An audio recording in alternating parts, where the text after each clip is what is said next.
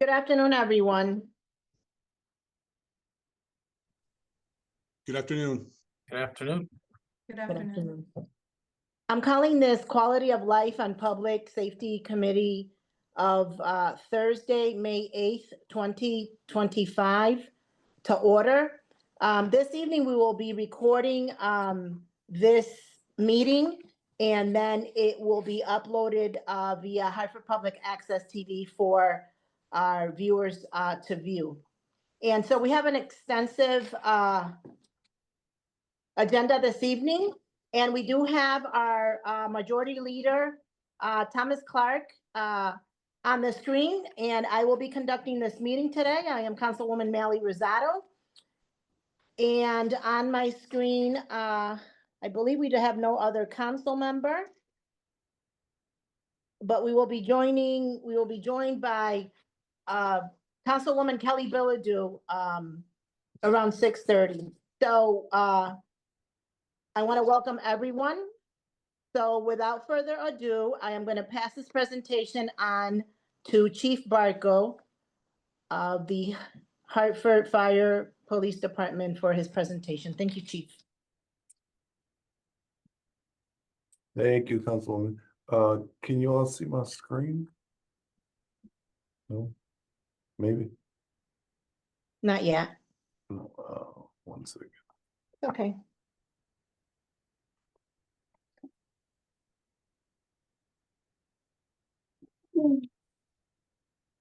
Nope, that's the wrong one. Nope.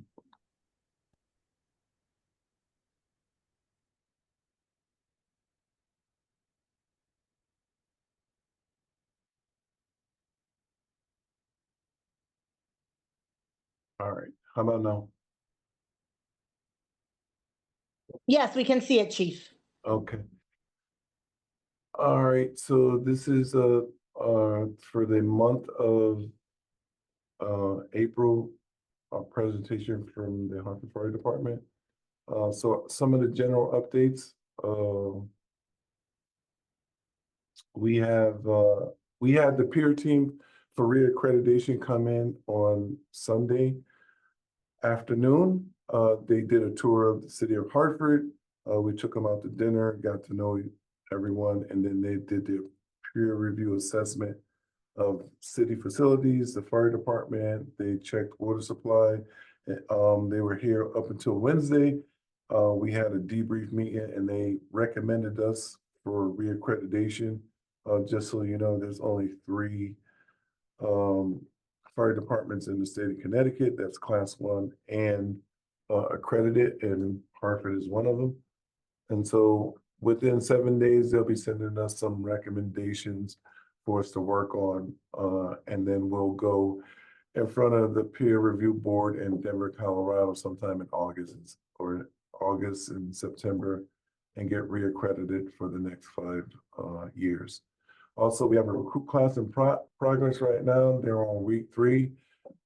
This is their 2nd week of EMR, and they're all doing great. Radio interoperability, we're still updating our radios. We have an interoperability exercise on September 23rd. And if you're not familiar with what that is, we train with other municipalities when we go out of town for mutual aid. Also, when they come in town for mutual aid, to ensure that we can communicate with each other on the same frequency. So we don't have to use 13 different radios. They have our channels programmed into their radios, and we have their channels programmed into ours. Our mobile radio inventory is still ongoing, and what that is just making sure that all the mobile and portable radios have the correct IDs, and then that registering the correct ID number with our communication center and the state. And some of our long-term goals are vehicle replacement and firehouse renovations as well. These are some of the numbers that we do through our special services unit for the month of April. As you can see, installed 22 smoke detectors, did 14 car seat installs. And again, smoke detectors and car seat installs, there's a number that they can call that's on the city website and the fire department website, make an appointment. And then twice a year, we do a car seat clinic at one of our firehouses where folks can come and get their car seat installed for free. So our SSU team attended 16 community meetings that CERT, NRZ, Commission with Disabilities, Faith Based, and Know Thy Neighbor. There were 11 significant events, fires in Hartford. 6 was caused by unattended cooking, and I'll send you all the PowerPoint after this. 26 people were displaced at the Prospect Avenue. We had 3 people displaced at 905 Park, and we had 2 people displaced at 249 Newington. And these are the incidents down here by month. As you can see, for the month of April, we had 2,717 incidents, and then 1,833 calls for service in terms of EMS, 46 fires, 25 hazardous material or gas leaks, and 31 rescue calls, 382 water calls. This is the data for our Explorer and Cadet program, attendance above 90%. Currently, we have 17 Explorers, 12 males, 5 females, and this is some of the upcoming training for this month. And this is the 2025 CERT events. They usually have more events than this, but our CERT team participates with other CERT teams in other municipalities as well. Here's an overview of the cadet program. Currently, we have 2 fire cadets because 4 of our fire cadets are currently enrolled in the academy. And these are some of the skills that they'll be going over for the month of May. So some of our fire response data, as you can see for the month of April, here's our target numbers for the first arriving engine in under 6 minutes and 20 seconds. And we arrived at that 72.73% of the time. A slight decrease in response times from last month. But we did have 4 more calls for service in terms of fire calls. Our EMS response for the month of April, we had 1,137, and we're a little bit above 63%, which is a slight increase from the previous month. Again, these are some of the fires in relation to the address. So 636 Prospect Street was a building fire. That one's undetermined. Most likely it was smoking materials. 100 Constitution Plaza. That was unintentional. It was HVAC fan motor. 7 May Street is undetermined. 905 Park Street, cooking fire, and then 249 Newington was a gas grill fire. And these are the determinations that were made after FMO did their investigation. These are incidents by neighborhood. As you can see, for the month of April, we had 2,719 total calls. Asylum Hill, downtown, Frog Hollow, and Northeast had the most calls for service. The next one is EMS calls for the month of April, 1,840. Again, Frog Hollow, downtown, Northeast seems to have had the most calls for service in the month of April. Rescue calls in the month of April, we had a total of 31.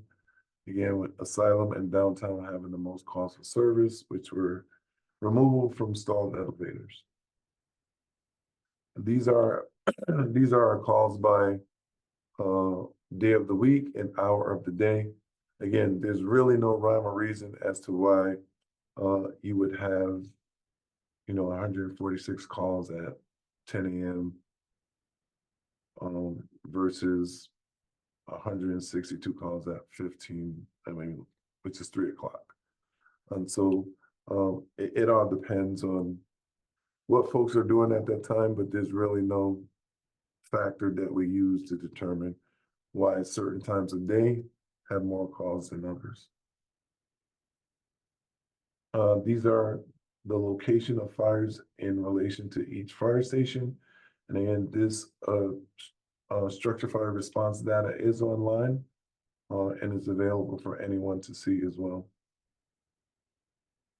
So we had 3 responses for the month of April that were greater than 6 minutes and 20 seconds. And what we do when we have those calls that's greater, we usually investigate to determine why that particular call was greater than the response time recommended. And generally what happens is the calls that would normally go to a specific geographical area are usually at another call. So someone out of that location would have to respond to that call. And that's usually what we find when we have an elevated response time. So these are our demographics for the fire department. As you can see, we try to remain fairly even with, 33%, 35% Hispanic, 31% Black, and 33% white. And these are our numbers for ranks in terms of promotions. So we generally have a good mixture or a really solid ethnic group of folks, which represents the makeup of the city. Questions and comments?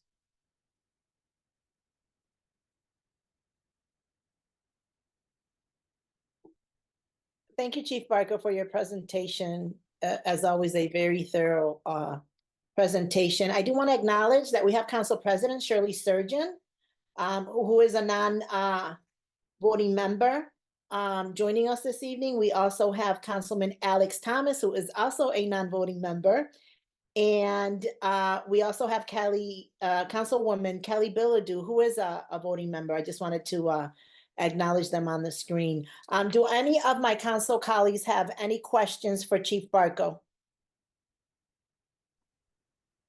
Hello, Chief Barco. This is Councilman Alex. Can you hear me? Yes, sir.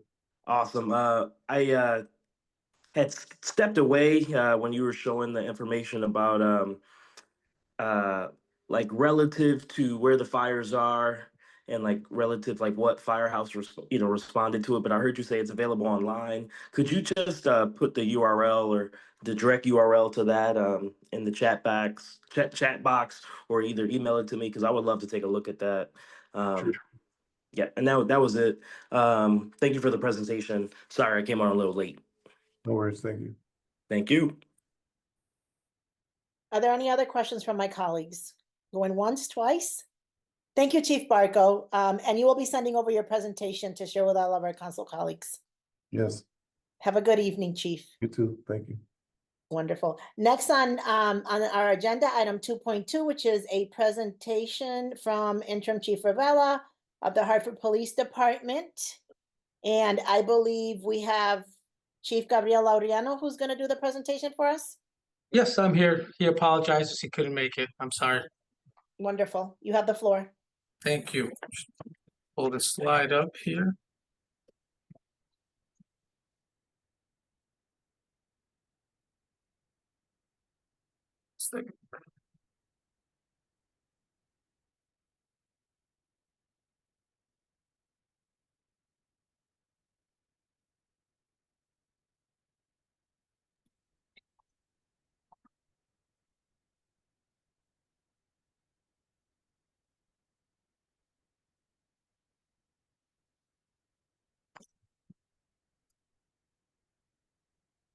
All right.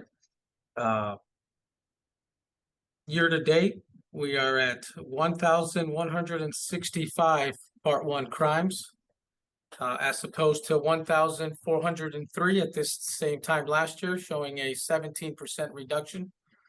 For the same time period of April, so we'll go 28 days, we experienced 251 Part 1 crimes, as opposed to 318 over the same 28-day period of April last year with a 21% reduction.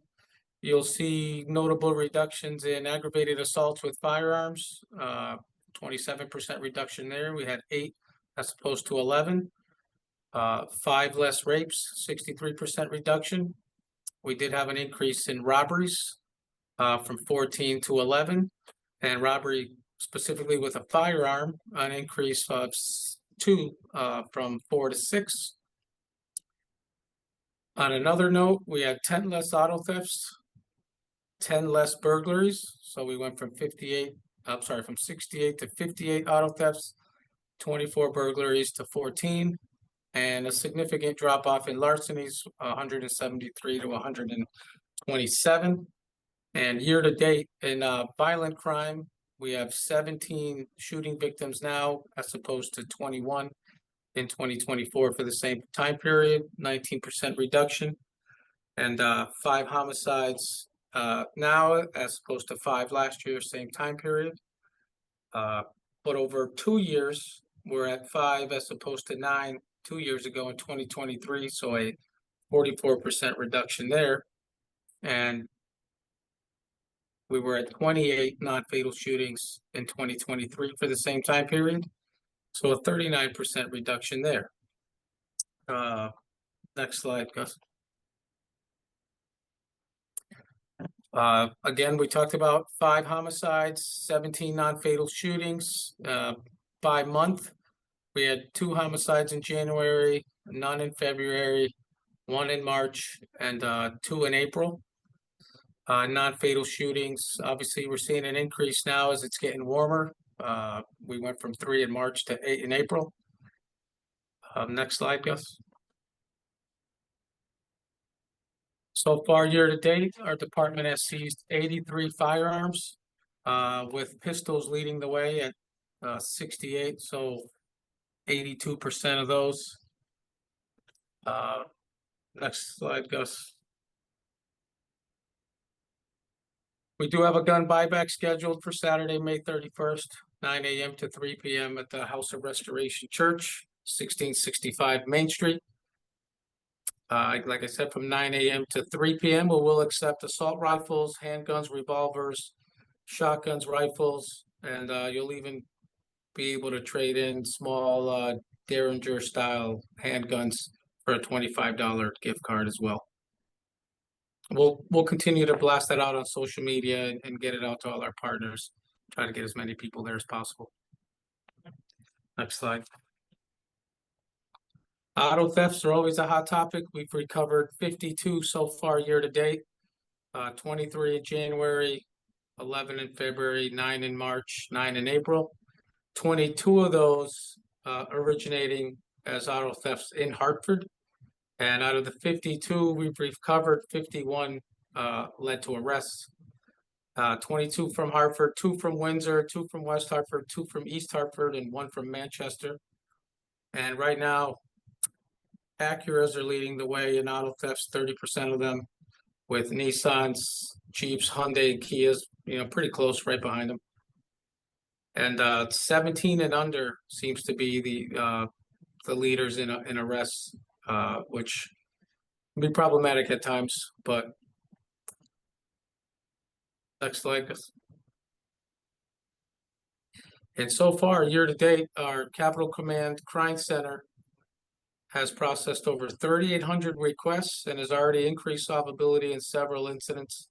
Additionally, our crime center has teamed up with our community service officers and have led to 33 arrest warrants in just this year alone for illegal dumping, which I know is a problem, but they are really using every tool we have in the tool belt to try to identify these perpetrators and write warrants and bring them to justice. Also, year to date, our Vice Narcotics Division has served 34 search warrants, made 79 arrests, seized 34 kilograms of cocaine, 27 guns, and over $1 million in U.S. currency. I do believe that is it for our presentation. If anybody has any questions. Thank you, Chief Laureano, for your presentation. Do any of my council colleagues have any questions for Chief Laureano?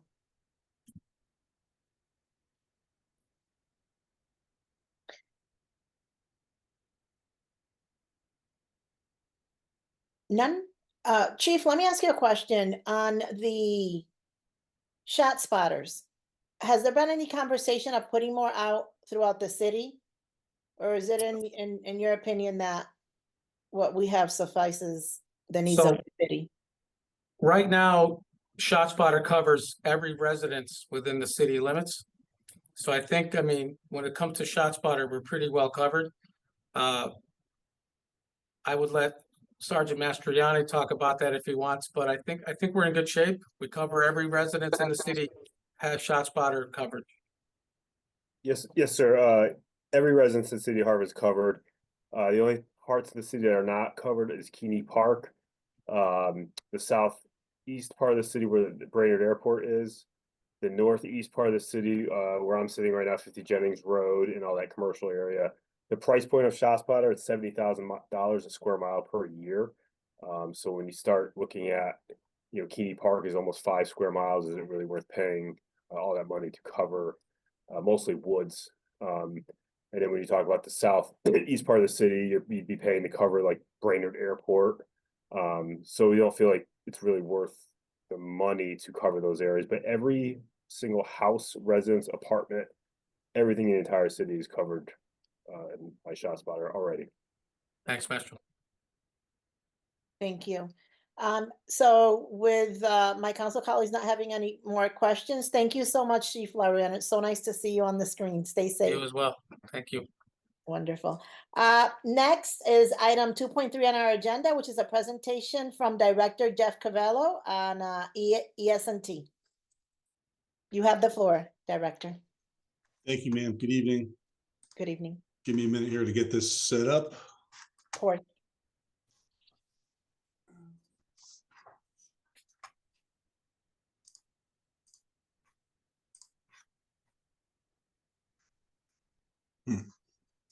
Where is the share button? There we go.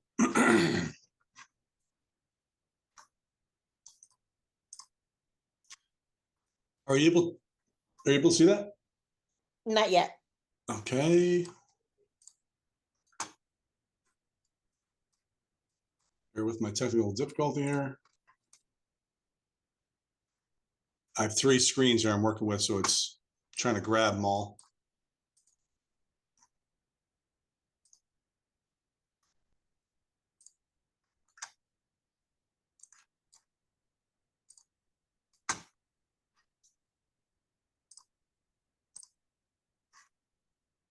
Still no.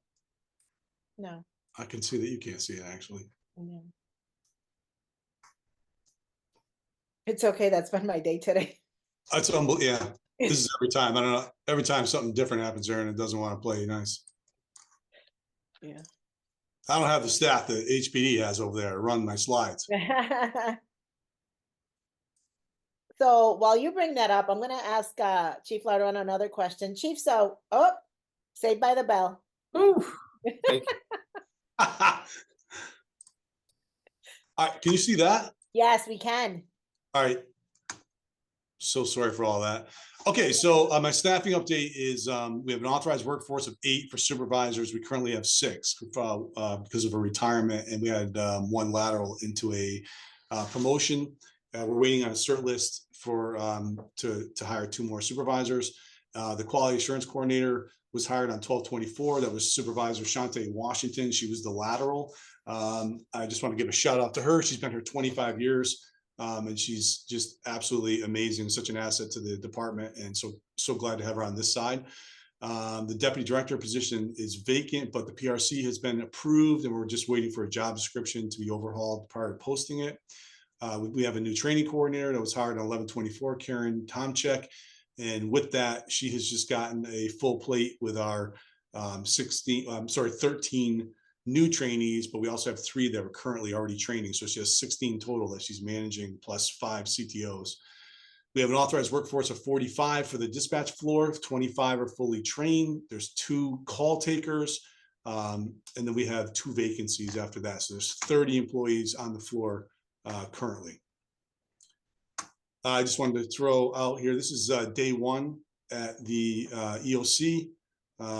I appreciate Chief Ravella came, a couple of the council president came, Councilman Hernandez came, Chief Barco spoke. We had a bunch of dignitaries there, and I sincerely appreciate it. It really makes the new people coming in really appreciate that they're starting, they're embarking on a job where you're doing something, bigger than yourself. There's a lot of moving parts, and there's a lot of responsibility that they're about to undertake, taking this job. So, are you able to still see my slides? Yes. Because it looks odd here, but if it's working, then I'll just keep doing it, I guess. Yeah. This is our community engagement schedule. Currently, we bought a booth at the Latino Festival where we will be engaging with the community to, again, put ourselves out there, what it is that ES&T does and how we do it. And again, we only have 2 openings now, but we sure are glad that anyone that might want to come do this job, we might pick somebody up there. I know that the council saw this. It's just worth repeating. During the first quarter of 2024, for PSAPs in the state of Connecticut, there's a required answer time of 10 seconds for a 911 call that comes into the center. As you can see here, you have the 10 seconds, you have to answer 90% of your calls within 10 seconds. Well, we are at 74% within that window. So we should be hitting that. I'm going to say in the next, by the next quarter, because if you look where we're at currently, and this is just a different software program, but here you can see we're at 86%. Same exact time period. Again, first quarter for 2024, 74%. Same exact time period for this year, 86%. So we're trending in the right direction. I really think we're going to hit that par in this next quarter of 2025. We had a fire. I think this is worthy of mentioning because my staff had done an amazing job. And I think it's also appropriate to give a shout out to fire and HPD because they really, everybody really stepped in to help out in this unfortunate incident. We had a fire suppression incident in the center where the company that manages the fire suppression system for the building came in, they were testing it, and there was an accidental discharge. Well, you can see here from the photos, this exact same vantage point, about 13 seconds apart, where the floor was operating perfectly normal, and then the fire suppression system went off, and you can see that it's, you can barely see your hand in front of your face there, albeit momentarily, but it immediately dispersed into the dispatch center. We were able to be, and I got some raving reviews from DSET, which is the Department of Statewide Emergency Telecommunications. They're the regulatory agency that monitors and manages and directs everything that this center does. Everything is highly regulated by them. And they were enamored at the fact that within about 30 minutes, we were fully operational in the EOC and answering 911 calls for the city again. And what we were able to do is the state of Connecticut brought me, I can't remember the exact number, but it was about between 4 and 6 911 laptops. So they have the same functionality as if a dispatcher was sitting in the dispatch center answering 911 calls, only we were able to put them into the EOC. And because we had the EOC already ready to go for either an emergency, we use it daily for training though as well. With a flip of a switch, we were completely operational within about 30 minutes or so. Next, I'm gonna, if I can get this to work. Okay. I just want to again say Telecommunicator Week was the week of the 14th through the 18th, and boy, you really couldn't. I can't say enough about these folks here. Mike here in the photo, he's been here for 18 years, a legacy employee. His family members that worked at HPD. And he was in the center when this happened. He immediately went from the center down to the EOC. And like I said, within 30 minutes, he was right back to doing his job. We did have 3 employees that were injured, but they're all back to work. But they were had inhalation injuries, whatnot, but they're all back to work. So Telecommunicator Week, every day of the week, we celebrate the telecommunicators, we feed them. We have some department swag that we give them. And some awards went out. Every shift had an award for the most valuable employee to that shift, which the supervisor chooses. And then we also gave out a department award overall for the Employee of the Year. For incidents, again, I say this every meeting, but because it's just a lot of data and graphs and numbers, all I look here for is if there's any trends one way or the other that are worthy of And I don't see any that are worthy of mentioning. Otherwise, this is what the numbers look like. You can see for this quarter, they're all pretty much matched up with last year. This is the law enforcement incident totals. And then we have total numbers, which you can see kind of trending down a little bit for total numbers. And you have to remember, I probably should explain this, these total numbers last year, this department, unbelievably, because it's gone up exponentially even since I've been here. Last year, this department took 498,000 phone calls, 498,000. Of the 498,000, 140,000 were, 498,000 was the overall calls we took. We took 140,000 911 calls, and the balance of that number is all over the place because you have people who call the ordinary number, and it turns out what they're requesting requires a service, right? Either police, fire, or EMS to respond to the call. So when it becomes a CAT incident, that means that call generated a service had to be provided to that caller. So that's what those numbers reflect. So even though we took, again, hundreds of thousands of calls, these numbers reflect that a service was provided as a result of the call. So for law enforcement, they're tracking normally. Fire suppression, again, you can see when Chief Barco gave his presentation, they track their numbers differently, but this is total numbers. He breaks it down to the exact service they provided. This is just the total suppression incident numbers. Here's their total medical number. Oh, excuse me. There's their total medical numbers right here. And again, everything is pretty static. No changes. Same for EMS. And then this is just a representation that's easier to see every time. It's the same. Law enforcement has the majority of the pie of services provided to the city, and then followed by fire and then EMS. Heart team, to date, 929 calls. Once again, can't say enough about them because, and I was just telling this to the new folks as well.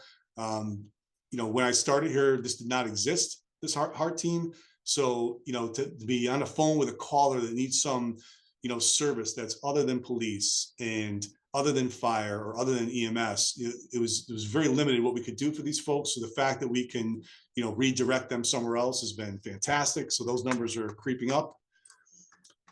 And then you can see here, again, at our highest, if you look, like October 23, 12,615 calls compared to last month, it was 10,000.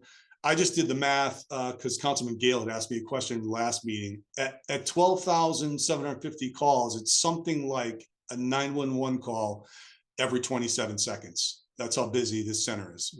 A call every 27 seconds. So pretty amazing that the staff is really picking up the calls in a hurry. So we're meeting that statutory guideline of 90 seconds. Here's your total 911s. Again, all tracking pretty normal to or consistent with previous months and years. And then total admin. I mean, those are going up. Councilman Gale asked me last time, and I did do some research, and I cannot give you an answer. I wish I could tell you that I could point to a very specific reason why the calls have gone up so exponentially, because I could tell you that in 2023, we were at about 450,000 total calls. And so now to be at 498, I mean, we're still trying to drill down on the data, see if we can figure out what's changed. But it's definitely gone up. And that's what I have for you tonight. Thank you, Director Cavello, for your presentation. And I just want to congratulate you on your leadership and where you're taking ES&T. It's very impressive. Thank you. Welcome. Do I have any questions from my council colleagues? And we might not have any questions for you guys because, I mean, we just went through budget, right? We asked a lot of questions. So I'm pretty sure when Majority Leader comes back next month, he'll have a lot of questions. So thank you for your presentation, Director Cavello. Thank you, ma'am. Yes. Yes. So Chief Laureano, I just had a request. When you have a moment, would you be able to send Council a report on our cold cases? Yeah, I can get something for you and send it to you. Absolutely. And how many officers are working in that department? Absolutely. Okay, We'll get something to you. thank you. Not a rush, because I know I we're got into the budget, but whenever you have a moment, No I'm just problem. curious about that. Great, so now on to item 2.4, which is Mayor Arulampalam with accompanying resolution confirming the appointment of Timothy Fisher, ESQ, to the Civilian Police Review Board. Do we have Mr. Timothy Fisher on the screen? Yes, I'm here. Hi, I Hi. apologize, I didn't see you. It's okay. I've been quiet. So, congratulations on your appointment. I always like to see an appointment to the Civilian Police Review Board. Before I got on council, I actually chaired the Civilian Police Review Board. So as I tell everyone, thank you for your service. This is a non-paying, right, board. So the city of Hartford thanks you for your service in advance. And with that said, I am going to turn it over to you so you can tell us a little bit about yourself. Oh, thank you.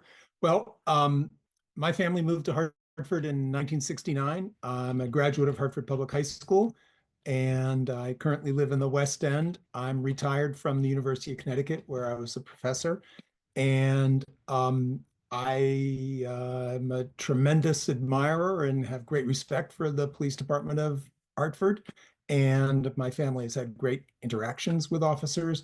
At the same time, I believe that any organization benefits from input from an independent source, provided that it's done rigorously and in compliance with the appropriate guidelines, in this case, the city's ordinance and the state statute. I went through the training with the other new members back in the winter and have been attending some of the recent meetings as an observer since then. And I can tell you I'm impressed with the care that the group takes and its leadership, and believe deeply in its mission, and am very interested in helping the board develop a good working relationship with the department and its leadership. Thank you. I know you'll be a great asset to the Civilian Police Review Board. And it's great that you took the training, so you'll go on board and start working right away. So that's wonderful to hear. So do I have any other questions for my council colleagues? Madam Chair, just through you, want to say thank you for your willingness to serve, and we're happy to have you. Thank you. Thank you. And on that note, Councilwoman Bilodeau, I will entertain a motion. All right, I'd like to make a motion to move this item favorably to the city council, next city council meeting. And I am going to second that motion. And so all of you who signify by saying aye to refer this back with a favorable recommendation, say aye. Aye. Any abstentions, any nays? The ayes have it. Congratulations. This is moving back to council with a favorable recommendation. Thank you. Next on our agenda is item 2.5, Mayor Arulampalam with a company resolution authorizing the acceptance of a grant award under the 2023 Project Safe Neighborhoods program from the Office of the United States Attorney, USAO, District of Connecticut. And do we have someone from the administration to present this?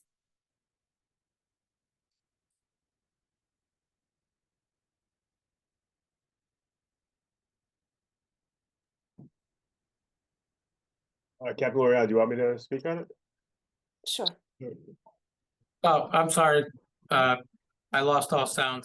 Okay. All I heard. Can you repeat that? I'm so sorry. Yes, not a problem. So the next item on the agenda is item 2.5. Mayor Arulampalam with a company resolution authorizing the acceptance of a grant award under the 2023 Project Safe Neighborhoods program from the Office of the United States Attorney, USAO, District of Connecticut. Yes, so that was actually a grant applied for by Sergeant Mastriani through PSN. Two uses out of it. One for 15 additional RECORE LPR licenses for our cameras, which we use to track suspect vehicles, make, model, missing persons, and aid in a slew of investigations. Also, second half of it as well for, I have it in my notes here, For Cellbrite cell phone extraction software, we process 200 to 300 cell phones a year, and we need software for that, software licenses, and these are cell phones that are used in sexual assault investigations, SID, major crimes, any criminal investigation that you can think of. And these grants would afford us an opportunity to invest that money internally into officer training and other areas by using the grants to supplement our cost. Well, that was a very detailed explanation. Very straightforward. I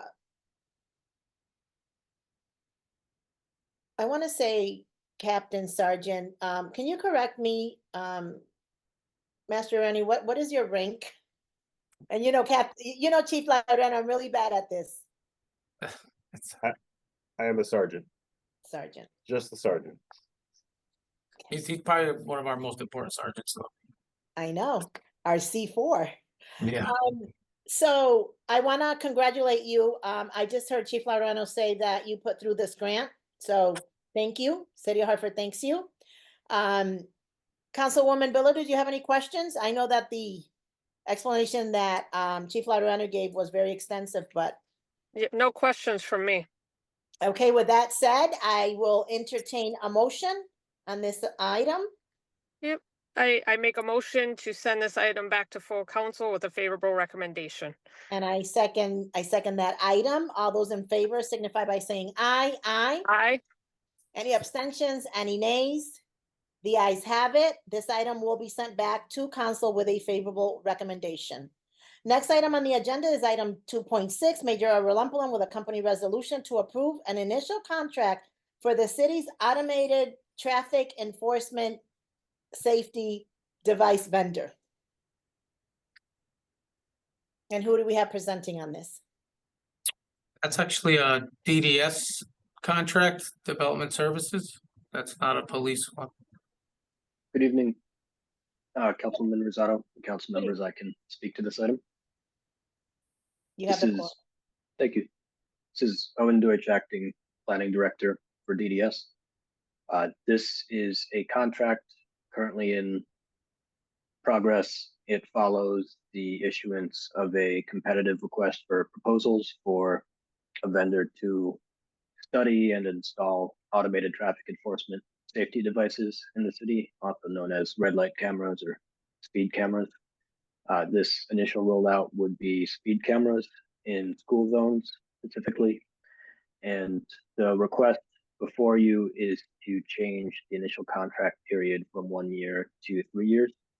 And the reason for that request is because the price structure that the selected vendor has, per Connecticut statutes, the amount charged to the city for each camera system has to be a flat amount. In this case, it would be $2,500 per month.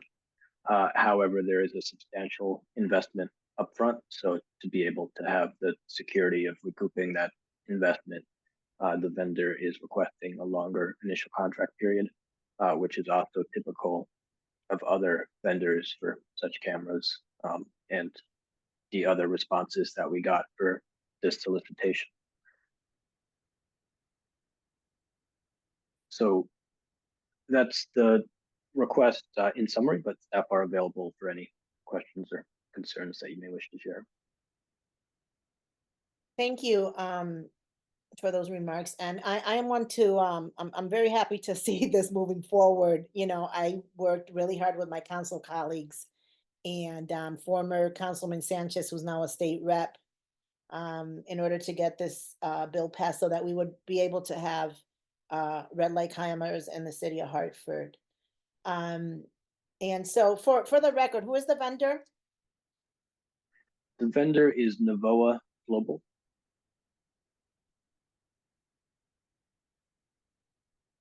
Thank you. And what do you estimate on the books? What is the rollout for the red light cameras based on the information that you have? We're expecting these to be installed hopefully by this fall. The next steps are to develop a location plan for where the cameras would be installed And then that plan has to be approved first by City Council and then by the Connecticut Department of Transportation. And so that process we're expecting to take a few months, and then there's some other work that will be occurring in the background in coordination with HPD setting up the back office system. Thank you. Councilwoman Bilodeau, do you have any questions? For you, Madam Chair. So once we have this or approve this contract to be signed, from there, it's the next steps begin. That's correct, Councilwoman, and we have already started meeting with the vendor together with HPD, Lieutenant Cicero, especially, and the Department of Public Works to start working on some of those next steps as soon as we can. But for them to actually install the cameras, they do require that contract to be executed. Okay. And so when do we think we would be having a next step come to the council table? We expect the location plan to be developed within the next month to 2 months, and then we should be sending that to council in the weeks to follow.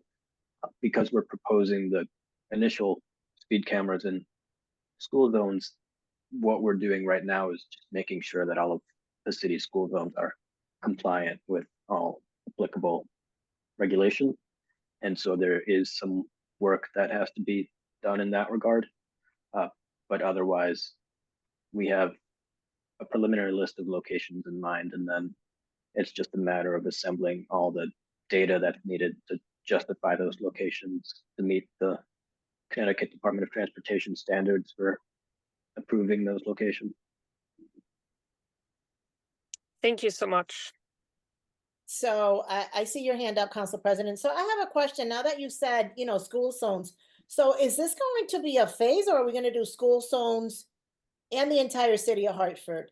And before you answer that, when I was on Council President, I created a task force of, no politicians, strictly residents from the city of Hartford, from all districts, right? And they got together, and it was very extensive. And that report went to the state and was what made this happen and pass, right? Because it had community input. So in your plans, do you have community input, or am I hearing from you that you have already specific locations where you're going to put these cameras? Yeah, it's a good question, Councilwoman. Initially, the funds for this were coming from a federal grant that the city received, but because of developments we're all aware of, that grant has been on hold. So it was the administration's decision to move forward in a more limited way. And then the hope is still, once this more pilot program is shown to be successful, doing a comprehensive study of all the locations in the city that might be eligible for these cameras, including speed cameras and red light cameras.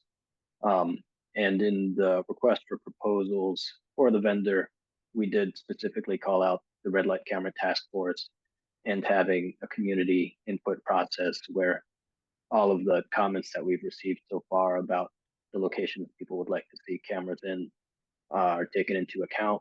And there is a more extensive public engagement process.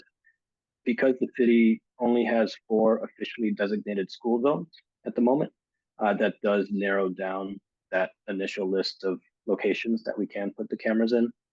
So for that reason, we had a relatively limited number of locations to choose from when you also look at the poles and some of the infrastructure that's available. But the intent definitely is to do a more comprehensive look at the city and to have that be very much a community input process for where these cameras are expanded to once the initial ones are shown to be successful. Okay, so based on this grant and based on what you just said about the 4 schools where you would like to see these cameras, how many cameras were approved with the grant? Under the grant, we put in that application 6 cameras because the expectation was that they would be approximately $60,000 each per year per camera system. what we're seeing from the vendors we got responses from, including the selected vendor, is that each of those camera systems would actually be cost neutral. So the vendors are promising that the cost of those cameras would be no more than the revenue that's received from any citation. And so for that reason, there isn't as much of a cause to limit that number of cameras as had been proposed in the grant application. But we do want to still, I'd say, take a phased approach because it is relatively untested still at this time. There's only one other town in the state that has installed these cameras so far. Okay, and I'm sorry if I missed this, but why are we extending the contract to 3 years? Yes, Councilwoman, because the investment in the camera system would be a substantial upfront investment by the vendor. So they're going to be doing the equipment, the setup of the back office processing. They will do all of that on behalf of the city. So the only cost to the city is the $2,500 per month max fee for each camera. So that wouldn't be enough to compensate the vendor for the cost of the cameras until at least 3 to 5 years down the line. So for that reason, they're requesting an extension, which is fairly typical for the industry. Many of these vendors request 5-year initial contract terms. Okay, and so, and I know that, I'm a big proponent of getting this out as soon as possible, but when does this contract need to be signed by? The contract can be signed at any time as soon as the resolution, if it is approved, the contract can be executed immediately after. Okay. Council President Surgeon, you have the floor. Thank you, Madam Chair. I think you pretty much asked my question regarding the community input. I know it's a limited pilot roller program regarding the school zone. The only other question I really have is the vendor, are they in other town or city in the state? Yes, Councilman Surgeon, they recently notified us that they are also beginning contracting with the city of New Haven. And then I believe there is one other town in the state that they either have or are considering contracting with. But as of yet, because the number of vendors in total in the state is still so limited, it's not a large space, large number of vendors that are operating. So Nouveau is one of the first, but they have operations elsewhere. So then the question should be, your New Haven contract, is it a 3-year contract for them in New Haven? That's a good question. I'm not sure what the terms of their contract are. I can request that. Certainly, we are in contact with New Haven otherwise. It would be interesting to find out if what number of years contract they have, since they are requesting a waiver of 3 years to recoup some of their initial upfront cost, plus the $2,500 that we pay per year. Then my other question is, what is the total out of their cost for setting up 3 cameras? Is it 3 or 4 in the 4 school zones we have? The intent is for approximately 6 cameras, but that will depend on the availability of infrastructure and other limitations. So I believe the setup cost for each camera system is about $60,000 upfront. And you're talking about 6 cameras? That's correct, $60,000 for each camera system. So their initial cost, plus we still have to pay $2,500 per month? Is that correct? That's correct. 2,500 per month, assuming at least that much revenue is received from the fines that are issued to speeders. If it's less than that, then the amount charged to the city would be less. So in no event would the city have a net expense for these camera systems. And their only costs up front, I mean, include is about what, $400? And they need a 3-year contract for that to recoup that cost. Plus, we're paying 2,500. Those are only questions I have. Thank you, Madam Chair. Thank you, I'm Council sorry. President. I'm sorry, go ahead. I'm sorry, did you mean 360,000? Well, you said 60,000 or 6,000? 60,000 for Oh, each camera. So 60,000. Okay. correct. Yeah, so 360,000 total. So we're talking about, yeah, but so about 400,000 for their initial cost. Estimating whatever the amount of revenues may come out of this, this pilot area. So I don't see them recouping their 360,000 costs for the first year. That's correct. Okay, that's why they're asking for the 3-year contract. Exactly. But we still have to pay 2,500 per year towards maintenance. Is that what it is? $2,500 per month per camera. That's correct. Oh, a month per camera. Sorry. Yeah. And what is that $2,500? Sorry, Madam Chair, if you need to. No, please ask the questions. What does that 2,500 entails? Why are we paying that? For what? What are we paying it for?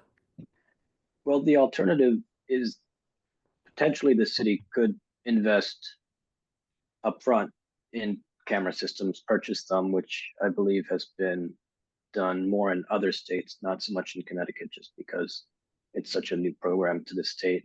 But then there is also the cost of setting up the processing system, mailing the citations, training officers and others to process the violations. So for the city, the monthly subscription cost would cover all of that. Essentially, the only thing the city would have to do is approve the locations and then have an officer that verifies that each violation is legitimate. But otherwise, the vendor Navoa would take care of all of the setup and processing and maintenance for the city and take on some of that investment risk, I guess you could say. Of the 360,000. Okay. Thank you, Madam Chair. Thank you, Acting Director.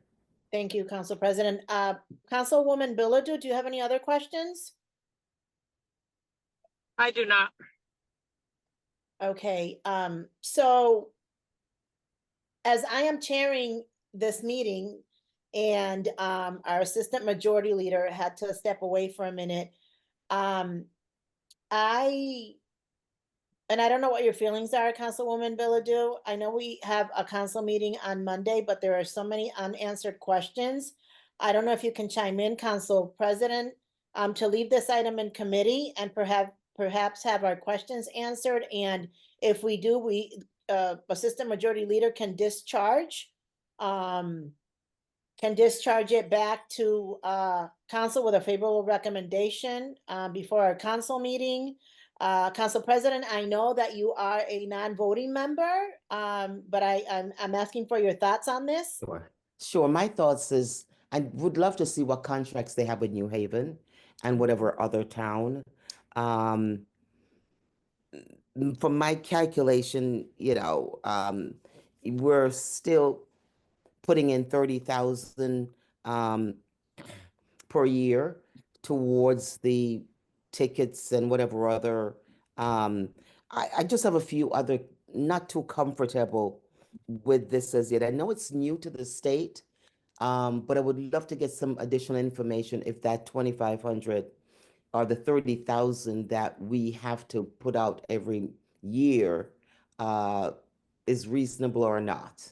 I'm just not comfortable. And the 2,500 is every month, correct? Right, which is 30,000 a year. And that, No. but sorry, not to interrupt, but that is per camera, I believe it's per camera, yes. right? So that's a quite a contract. That's I a correct- agree with thank you you. all that we should make a motion to postpone this item. Thank you.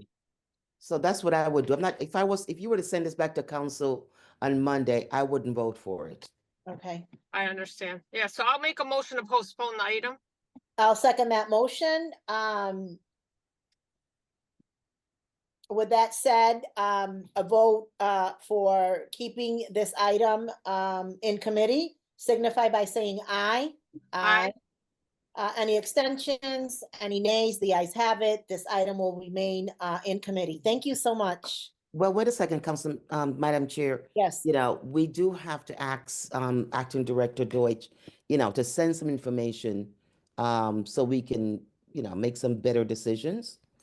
yes, with I was the gonna new- talk to Assistant Majority Clark. He's recording this meeting, and then all of us got our questions together and send them over. Okay, thank you. If you're okay with that, Madam President? Yes, ma'am, thank you very much. Thank you. Okay, next, thank you. Next item on the agenda, which is our final item, is item 2.7, Mayor Rolampolon with a company resolution authorizing the Hartford Police Department to accept a grant from the National Insurance Crime Bureau. Yes, that's another grant applied for by Sergeant Mastriani for one-time funding to assist us in renting unmarked vehicles, especially to assist us in surveillance during criminal investigations, specifically auto theft, as the NICB is a entity tasked with helping insurance agencies combat auto theft and fraud. So that would help us fund some car rentals for a few months. That'd be great. Wonderful. And how much was that grant for? 9,900. Wonderful. And so right now, Chief Laureano, how many vehicles, so you obviously use in-house vehicles. You're currently not renting any vehicles. No, we currently are renting with our own money from within our budget. We'll have anywhere from 2 to 4 cars out at a time. But the guys and gals are very good. If we're not using them, they go back to save us money. And we use them auto theft, undercover operations, narcotics. But the thing about unmarked cars is the minute it gets burned, meaning the minute someone sees a cop stepping out of it on an operation or anything, it's kind of useless. So we have to continually keep cycling the cars through. Thank you. Any questions from my council colleagues? No questions. Council President, any questions? Through you, Madam Chair, would certainly need to thank, is it Sergeant, Captain? I don't remember. Much for, Sergeant Mastrani. Is it Sergeant? Yes. Oh, okay. Sergeant Nastrani, thank you very much for looking out for some grants, which will certainly is huge help, with our difficult budget here. And it's something that is needed. And if it can assist the operation of the police department, thank you so very much for spending some time, because I know it's not easy to write a grant. I know it's very time consuming. So thank you for your time, sir. My pleasure. Yeah, I couldn't agree more. So without further ado, the chair will entertain a motion. I make a motion to send this item back to full council with a favorable recommendation. I second that motion. All those in favor of sending this back to council with a favorable recommendation signify by saying aye. Aye. Any nays, any abstention? The ayes have it. This item is being sent back to council with a favorable recommendation. Next item on the agenda is adjournment. Do I have a motion? I make a motion to adjourn this meeting. I second that motion. Again, thank you, everyone. Attorney Fiole Guerreri, thank you so much for always being here with us. And thank you to all of our panelists. It's raining outside. Have a safe night. Good night. This meeting is adjourned. Thank you. Good night. Good night. Good night. Right. Good night. Good night.